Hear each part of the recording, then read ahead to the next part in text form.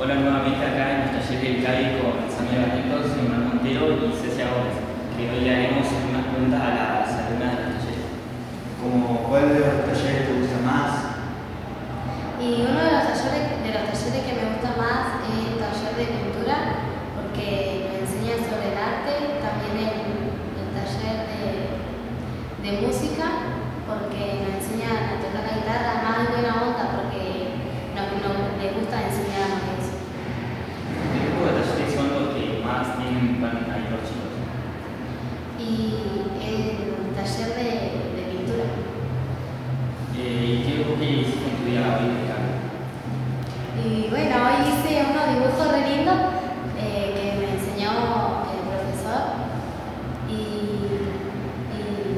también en el taller de radio. ¿Cómo crees que se comportan los chicos de CAI? La verdad bastante bien, porque a pesar de que están solos, se portan bastante bien y no les tienen que estar llamando la atención a cada rato. ¿Cómo se comportan los profesores? Y los profesores re bien porque nos están enseñando y no hacen nada más que enseñarnos. ¿Y a los chicos te gustaría, digamos, que salgamos afuera a hacer algo de CAI? O sea, mostramos un talento o la más grande para vos?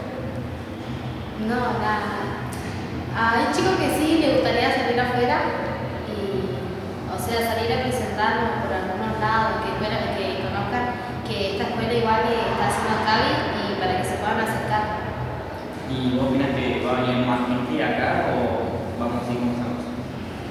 Y si le hablamos de lo que está, cómo nos están ayudando acá, cómo estamos trabajando, seguramente va a venir mucha más gente.